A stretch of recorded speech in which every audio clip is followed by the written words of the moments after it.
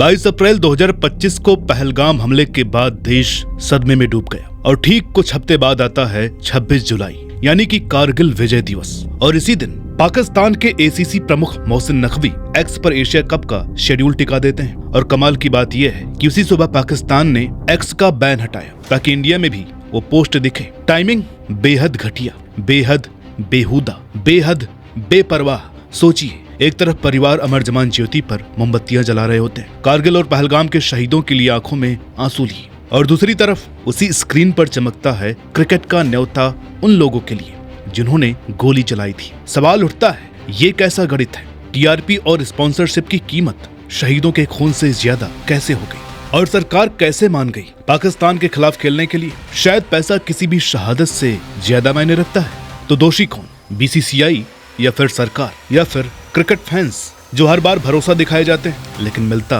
कुछ नहीं। नमस्कार, मेरा नाम है अनुराग सूर्यवंशी और आप देख रहे हैं क्रिक माइंड। अब इससे पहले कि मैं वीडियो शुरू करूं, आप लोगों से निवेदन है, अगर आप चाहते हैं कि ये वीडियो ज्यादा से ज्यादा लोगों तक पहुंचे तो प्लीज इस वीडियो को हाइप जरूर दीजिएगा। आप कमेंट सेक्शन में जाएंगे, स्लाइड करेंगे, वहां पर आपको हाइप का बटन मिलेगा, वहां से जाकर के आप हमें हाइप दे सकते हैं। 26 जुलाई 2025 भारत और इंग्लैंड के बीच चौथे टेस्ट के चौथे दिन का खेल चल रहा था। इससे कुछ दिन पहले एक खबर आई थी कि बीसीसीआई ने ढाका में हुई एसीसी बोर्ड्स की मीटिंग में हिस्सा लिया था। वहां जो भी बात हुई हो, सभी को यह लग रहा था कि भारत एशिया कप में नहीं खेलेगा, अगर खेला भी तो पाकिस्तान के खिलाफ मैच तो बिल्कुल नहीं खेलेगा। लेकिन हुआ इसका उल्टा। एशिया कप दुबई में होने जा रहा है, जहां भारत और पाकिस्तान 14 सितंबर को एक दूसरे से भिड़ने वाले हैं। अब इससे क्या होगा? बीसीसीआई भी अच्छा खासा रेवेन्यू जनरेट करेगी और सरकार को अच्छा खासा टैक्स मिलेगा। जब दोनों को फायदा हो रहा है तो काहे की देशभक्ति और कौन सी शहादत? कुछ दिन पहले की बात है, world championship of legends India versus Pakistan का मैच बर्मिंघम में होना था, मगर कैंसिल कर दिया गया। शिखर धवन,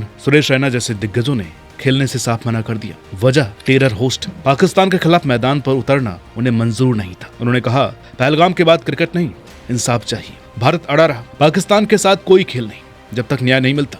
स्पॉन्सर्स ने राहत की सांस ली, देशभक्ति ने पैसा हरा दिया, मगर फिर एशिया कप की स्क्रिप्ट बदल गई। बीसीसीआई जिसने पहले कहा था कि वो ना तो मोहसिन नकवी की मेजबानी स्वीकार करेगा, न ही किसी ऐसी मीटिंग का हिस्सा बनेगा, अचानक एसीसी की मीटिंग में शामिल हो गया। ढाका में कॉर्डियल मीटिंग हुई और भारत को पाकिस्तान के ग्रुप में डाल दिया गया। खेलने की वजह न्यूट्रल ग्राउंड, यूएई और बीसीसीआई एकदम खामोश। अब ट्विस्ट यही है, क्या सरकार ने वाकई में इस फैसले पर मोहर लगा दी या फिर किसी बैकरूम डील में टीआरपी के लिए इज्जत गिरवी रख दी गई? इस खबर के आते ही सोशल मीडिया पर आग लग गई। Hashtag boycott Asia cup trend करने लगा। हर तरफ से आवाज आई, खून की दलाली बंद करो बीसीसीआई, शहीदों के ऊपर स्पॉन्सरशिप मत बेचो। क्रिकेट फोरम्स भड़क उठे। पुलवामा, पठानकोट, पहलगाम को इतनी जल्दी कैसे भूल गया बोर्ड? जहां एक तरफ एशिया कप की टिकट्स के ऐड चल रहे थे, वहीं लोगों ने उन एड्स को बना दिया digital poster. Shame on you BCCI. क्या पैसा इतना बड़ा हो गया है कि शहीद भी छोटे लगने लगे? दोस्तों, जरा इस दृश्य की कल्पना करके देखिए। महोगनी की टेबल लगी है, चमकते हुए लैपटॉप, सीएफओ स्लाइड्स दिखा रहे हैं। गुड न्यूज जेंटलमैन, ऑपरेशन सिंदूर का क्यूटी प्रोजेक्शन पर कोई असर नहीं पड़ा। इंडिया पाक के 3 ब्लॉकबस्टर मैच हमारे डिजिटल सीपीएम में 500 करोड़ एक्स्ट्रा डाल देंगे। पीछे से कोई धीमी आवाज में पूछता है, पर जो शहीद हुए उनका क्या? तो एक स्विvel चेयर में बैठे अधिकारी बोलते हैं, सर हमने सलामी वाला ट्वीट कर ही दिया था। अब अगली स्लाइड प्लीज। यहाँ पर हमने किसी ऑर्गेनाइजेशन का नाम नहीं लिया है, लेकिन आप समझ सकते हैं कि क्या बात हो रही है। हैदराबाद से मोहम्मद अजहरुद्दीन का ये दोगलापन दूर से ही महसूस हो गया। वो साहब बोले, अगर आप बायलैटरल नहीं खेल सकते तो फिर इंटरनेशनल टूर्नामेंट भी मत खेलो, और अगर आप बॉर्डर पार करेंगे यानी सरहद की दूसरी तरफ देखेंगे तो दानिश कनेरिया हंसते हुए ताना मारते हैं, डबल स्टैंडर्ड्स। ये देशभक्ति कोई स्विच है क्या? जब मन किया ऑन कर दिया और जब पैसा देखा तो ऑफ कर दिया। और उधर बीसीसीआई का एक्स अकाउंट अब भी बोल रहा है, get ready for the clash of titans, ticket soon. चलो झूठ ना बोले तो पैसा कोई नई बात नहीं है इस बोर्ड के लिए। आईपीएल ने अकेले पिछले साल 5,761 करोड़ की कमाई की। मीडिया राइट्स, ब्याज की इनकम और आईसीसी के डिविडेंड से बीसीसीआई आज एक मिड कैप कंपनी जैसी बन चुकी है।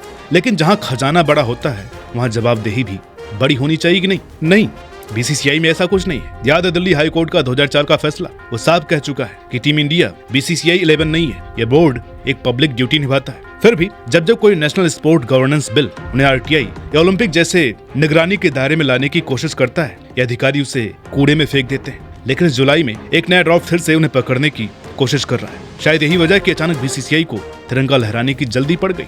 बेशक दुबई के रेगिस्तान वाली न्यूट्रल ग्राउंड पर जो बात दिल दुखाती है वो ये है कि जब 26 साल पहले वो जवान 16,000 फीट की ऊंचाई पर लड़े थे, ग्रेनाइट की दरारों से ऊपर चढ़ते हुए उन पर पाकिस्तानी मोर्टार बरसा रहे थे। कैप्टन विक्रम बत्रा का वायरलेस गूंजा था, ये दिल मांगे मोर, और इसके ठीक बाद एक स्नाइपर की गोली ने उन्हें गिरा दिया। आज उनके पिता टीवी पर देख रहे हैं उसी लाइन ये दिल मांगे मोर को एड स्लॉट्स बेचने के लिए इस्तेमाल किया जा रहा है। एक इंडिया पाक ग्लैमर क्लैश में एक शहीद के आखिरी शब्दों की क्या कीमत लगी है आज। भाई वाह। अब असली ट्वीट सुनिए जो शायद आपने सोचा भी नहीं होगा। बीसीसीआई के अंदर के कई सूत्र कह रहे हैं कि बोर्ड को इनफॉर्मल नॉड मिल चुका है साउथ ब्लॉक से, यानी हामी मिल चुकी है। क्यों? क्योंकि भारत 2036 ओलंपिक की मेजबानी के लिए पिच कर रहा है। आईओसी की ओर जीतने के लिए भारत को खुद को ग्रेसियस होस्ट की तरह दिखाना होगा, न कि एक सुलगता हुआ सुपर पावर। अगर इंडिया एशिया कप से हटता है तो विरोधी कहेंगे भारत तो मल्टी स्पोर्ट इवेंट करवाने लायक ही नहीं है, यानी कि अब क्रिकेट एक जंग का मैदान नहीं बल्कि एक कूटनीतिक मोहरा बन चुका है। हमारे जवानों की कुर्बानी अब तौली जा रही है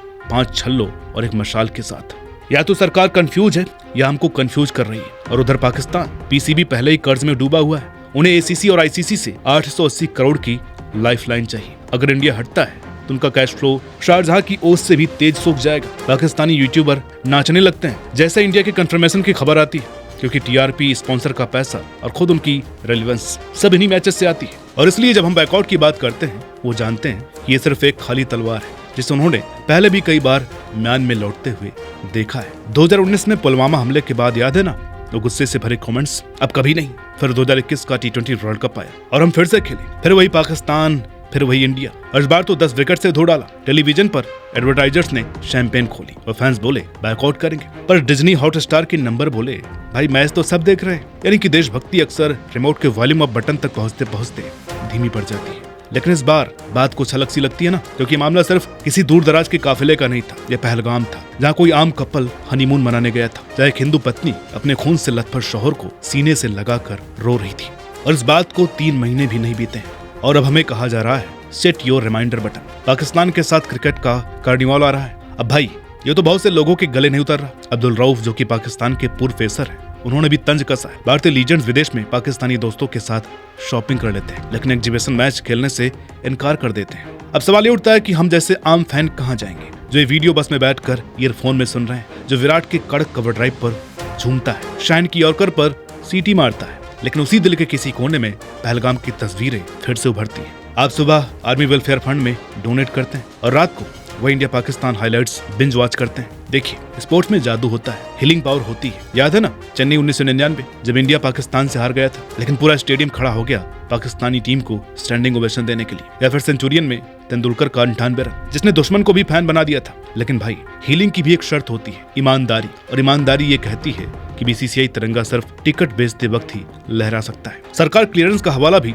सिर्फ तब नहीं दे सकता जब शेड्यूल फिक्स करना और फिर ऑटोनोमस बॉडी कह के ऑडिट से बचने की कोशिश करे। बीसीसीआई ये नहीं कर सकता कि सुबह 9 बजे कारगिल विजय दिवस की मीम्स पोस्ट करे और 9:05 पर इंडिया पाकिस्तान ब्लॉकबस्टर मैच का यूट्यूब टीजर डाल दे। अब रोकिए और जरा सोचिए। इस वीडियो को लाइक और शेयर करने से पहले एक छोटा सा सवाल खुद से पूछिए कि आपकी लाइन कहाँ है। अगर आप मैच देखते हो तो आंखें खोल करके देखो, जानो कि उस एड ब्रेक के पीछे कितना खून बह रहा है, जानो कि हर रन की गूंज में शहीदों की चीखें भी दबी हुई हैं। और अगर आप बाइकआउट करते हो तो शांति से कीजिए, कभी उन प्लेयर्स को गाली मत दीजिए जो बोर्ड रूम के फैसलों में कुछ नहीं कर सकते। अगर आप किसी ताकत की कुर्सी पर हो, सिलेक्टर हो, मिनिस्टर हो, तो बस ये याद रखना 14 सितंबर को जो 1-1 रुपया कमाया जाएगा उसमें 26 जुलाई की गोलाबारी की गूंज छुपी होगी। क्योंकि क्रिकेट तब तक सिर्फ एक खेल है जब तक वो नहीं रह जाता, और देशभक्ति तब तक सिर्फ एक नारा है जब तक उसमें पैसे न जुड़ जाए। बीसीसीआई ने अपनी प्राथमिकता तय कर दी है। रन याद रहेंगे, बलिदान नहीं। रेवेन्यू मिलेगा, रिवरेंस नहीं। अब सवाल ये है कि आप किसे चुनेंगे।